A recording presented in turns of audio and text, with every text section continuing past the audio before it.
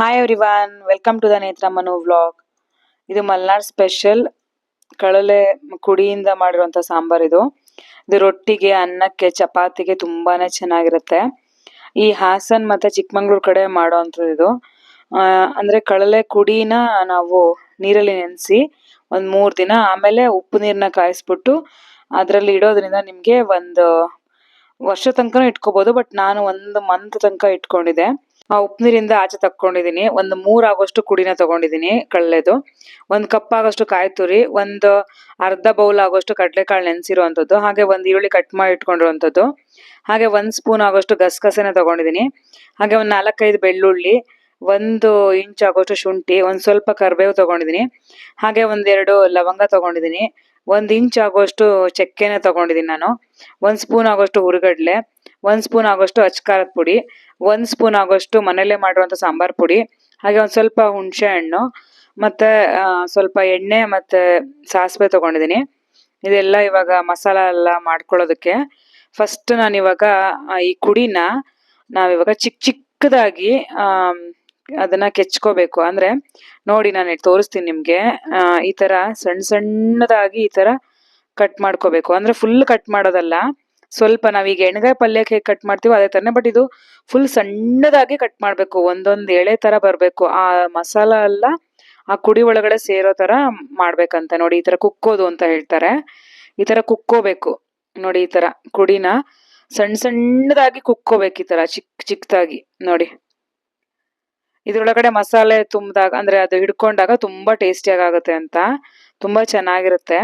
ಇದು ಆಕ್ಚುಲಿ ನಮ್ಮ ಚಿಕ್ಕಮಂಗ್ಳೂರ್ ಕಡೆ ತುಂಬಾ ಫೇಮಸ್ ಇದು ಕುಡಿ ಸಾಂಬಾರ್ ಅಂತಾನೆ.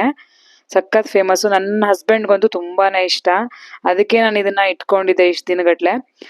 ಇವಾಗಂತೂ ಮುಗಿತಾ ಬಂತಲ್ವಾ ಸೀಸನ್ನು, ಅದಕ್ಕೇನೆ ಲಾಸ್ಟ್ ಅಲ್ಲಿ ಒಂದ್ಸಲ ತಿನ್ಬಿಡೋಣ ಅಂತ. ನೋಡಿ, ಇನ್ನ 1-2 ಇದೆ, ಬಟ್ ಅದನ್ನ ಬೇರೆ ನಿಮ್ಗೆ ವೆರೈಟೀಸ್ ಅಲ್ಲಿ ತೋರಿಸ್ತೀನಿ ನಾನು.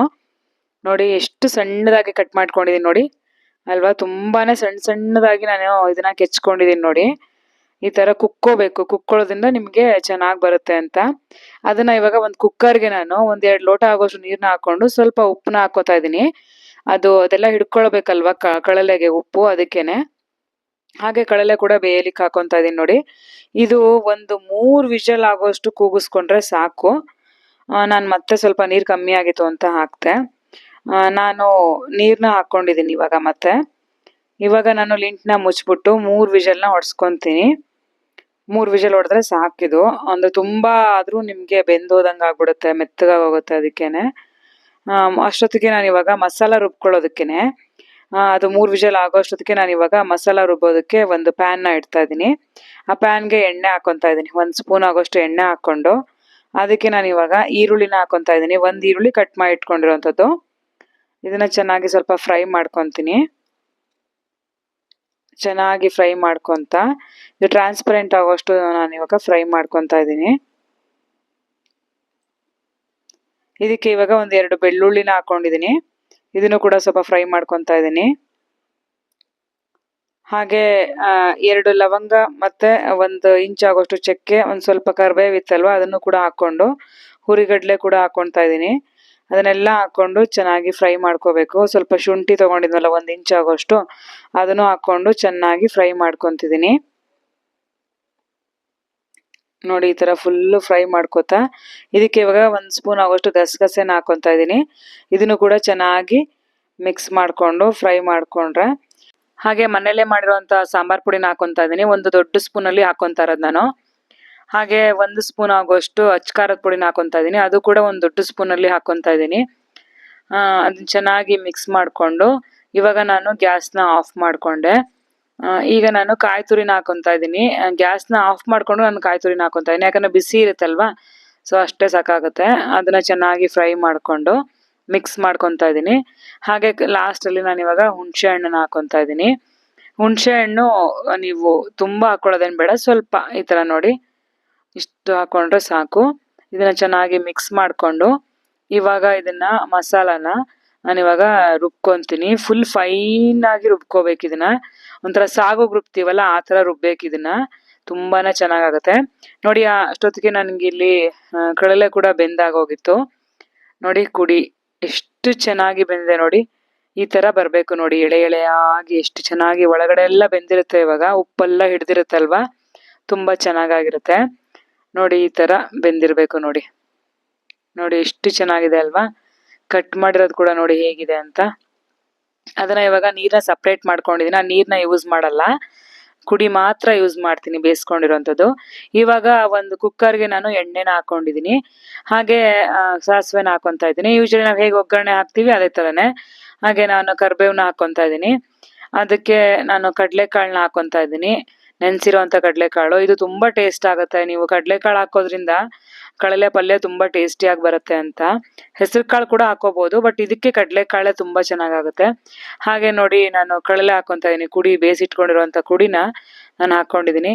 ಹಾಗೆ ನೋಡಿ ರುಬ್ಬಿಟ್ಕೊಂಡಿರುವಂತ ಮಸಾಲಾನ ಹಾಕೊಂತಾ ಇದ್ದೀನಿ. ಇದಂತೂ ತುಂಬಾನೇ ಚೆನ್ನಾಗಾಗಿತ್ತು, ಸ್ಮೆಲ್ ಕೂಡ ತುಂಬಾ ಚೆನ್ನಾಗಿತ್ತು, ಅರೋಮಾ ತುಂಬಾನೇ ಚೆನ್ನಾಗಿತ್ತು ನೋಡಿ. ಈ ತರ ಇವಾಗ ಮಿಕ್ಸ್ ಮಾಡ್ಕೊಂತಾ ಇದೀನಿ ಮಸಾಲಾನ.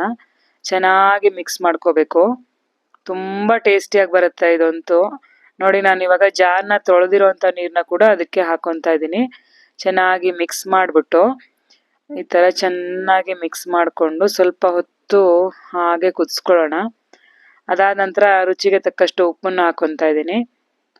ನಾನು ಒಂದು 3 ಸ್ಪೂನ್ ಆಗುವಷ್ಟು ಉಪ್ಪನ್ನ ಹಾಕೊಂಡಿದ್ದೀನಿ, ಚಿಕ್ಕ ಸ್ಪೂನಲ್ಲಿ. ಚೆನ್ನಾಗಿ ಮಿಕ್ಸ್ ಮಾಡಿಕೊಂಡು ನೋಡಿ, ತುಂಬಾನೇ ಟೇಸ್ಟಿಯಾಗಿ ಬರುತ್ತೆ ಇದಂತೂ. ರೈಸ್ಗೆ, ಚಪಾತಿಗೆ, ರೊಟ್ಟಿಗೆ ತುಂಬಾ ಚೆನ್ನಾಗಿರುತ್ತೆ. ಇವಾಗ ಇದನ್ನ ಲಿಂಟ್ನ ಮುಚ್ಚಿ ಒಂದೇ ಒಂದು ವಿಷಲ್ ಹೊಡೆದ್ರೆ ಸಾಕು. ಯಾಕಂದ್ರೆ ಅದೆಲ್ಲ ಮಸಾಲ ಹಿಡ್ಕೋಬೇಕಷ್ಟೇ, ಬಿಟ್ರೆ ಬೇರೆ ಎಲ್ಲ ಬೆಂದಿದೆ ಅಲ್ವಾ. ಸೊ ಕಡಲೆಕಾಳು ಕೂಡ ನೆಂದಿರೋದ್ರಿಂದ ತುಂಬಾ ಬೇಯೋದು ಬೇಡ, ಅದಕ್ಕೇನೆ. ನೋಡಿ ಆಲ್ರೆಡಿ ಒಂದು ವಿಷಲ್ ಆಗಿದೆ. ಇವಾಗ ನೋಡಿ ಎಷ್ಟು ಚೆನ್ನಾಗಿ ಬೆಂದು ರೆಡಿ ಆಗಿದೆ ನೋಡಿ. ಈ ತರ ಎಣ್ಣೆ ಮೇಲ್ಗಡೆ ತೇಲ್ತಾ ಇದೆ ಅಂದ್ರೆ ಚೆನ್ನಾಗಿ ಮಸಾಲ ಎಲ್ಲ ಹಿಡ್ಕೊಂಡಿರುತ್ತೆ, ತುಂಬಾ ಚೆನ್ನಾಗಿ ಬೆಂದಿರುತ್ತೆ ಅಂತ ನೋಡಿ. ಆ ಮಸಾಲ ಒಳಗಡೆ ಒಂದ್ಸಲ ಬೆಂತಲ್ವಾ ಕಡಲೆ, ತುಂಬಾ ಟೇಸ್ಟಿಯಾಗಿ ಬರುತ್ತೆ. ಈ ತರ ಮಾಡ್ಕೊಂಡ್ರೆ ನಿಮ್ಗೆ ಇವನ್ ಮುದ್ದೆ ಕೂಡ ತಿಂತಾರೆ ಇದನ್ನ, ತುಂಬಾನೇ ಟೇಸ್ಟಿ ಆಗಿರುತ್ತೆ ಮುದ್ದೆ ಕೂಡ. ಯಾಕಂದ್ರೆ ಕಡಲೆಕಾಳೆಲ್ಲ ಹಾಕಿರ್ತೀವಲ್ಲ, ತುಂಬಾ ಟೇಸ್ಟಿ ಆಗಿರುತ್ತೆ ಅಂತ ಮುದ್ದೆ ಕೂಡ ಇವಾಗ ಇದನ್ನ ತಿಂತಾರೆ, ಅಷ್ಟು ಚೆನ್ನಾಗಿರುತ್ತೆ ಇದು. ಈ ಗ್ರೇವಿ ತುಂಬಾನೇ ಟೇಸ್ಟಿ ಆಗಿರುತ್ತೆ, ಮಸಾಲ ಎಲ್ಲ ರುಬ್ಬಿ ಹಾಕಿರ್ತೀವಲ್ವಾ, ಅದಕ್ಕೇನೆ.